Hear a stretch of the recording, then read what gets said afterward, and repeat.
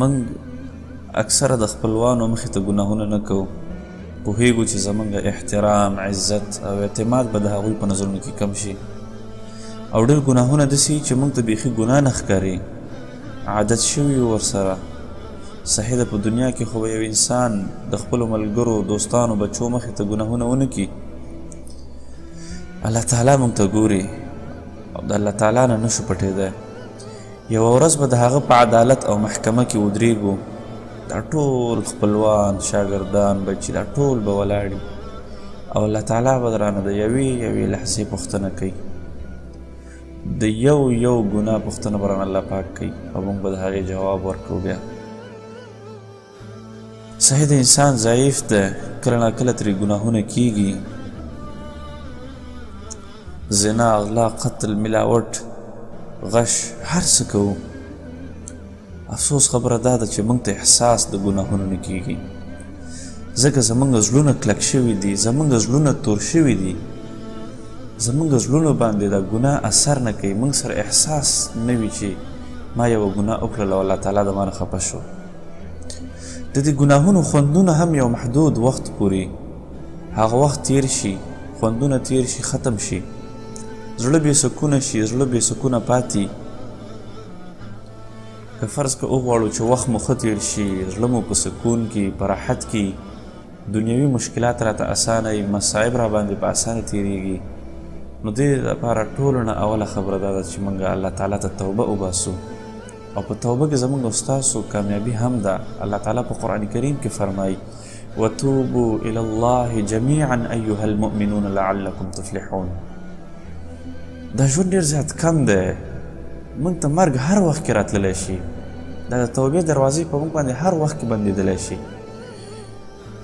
موږ ته دا معلومات نشته ده چې مرګ به په ما باندې د توبې نه مخکې راځي که بعد. انسان که فرض که په ګناهونو کې د الله تعالی مخې ته لاړ شي او الله تعالی مخې ته ودرېږي، دی به الله تعالی ته څه جواب ورکوي؟ بیا موږ دپاره اوس هم د توبې دروازې کلاوې دي، تر څو پورې چې زموږ په بدن کې ساه وي، تر څو پورې چې موږ ژوندي یو، موږ د خپلو اعمالو محاسبه ځان سره کولی شو، موږ الله تعالی ته توبه ویستلی شو. چې کله زموږ ساه ووتله، بیا زموږ هغه موقع د لاس نه لاړله، بیا به موږ الله تعالی ته په هغه حالت کې ودرېږو چې کوم حالت کې د دنیا نه تللي یو. که فرض که یو انسان یو ځلې غلطي وکړله، ګناه یې وکړله، ده ته پکار ده چې الله تعالی ته توبه وباسي. ده بیا غلطي وکړه، بیا ورته پکار ده چې الله تعالی ته توبه وباسي. انسان ته پکار ده چې په هره توبه کې خپل حتی الوس کوشش دا وکړي چې دی د ګناهونو نه ځان منع کړي مستقبل دپاره، او دی دې په زړه کې دا کلکه اراده وکړي چې زه به بیا دا ګناه نه کوم. دا اراده دې الله تعالی سره د وعده وکړي. که فرض که یو انسان د ځمکې نه تر اسمانه پورې ګناهونه وکړي، ده ته بیا هم د الله تعالی د رحمت نه ناامیده کېدل نه دي پکار. الله تعالی په قرآن کریم کې فرمایي لا تقنطوا من رحمت الله، د الله تعالی د رحمت نه کله هم ناامیده کېدل نه دي پکار.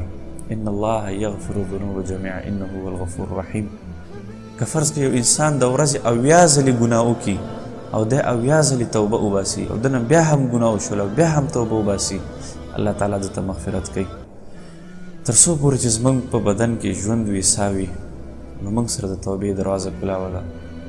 تر څو پورې چې موږ ژوندي یو، موږ الله تعالی ته توبه وباسلی شو.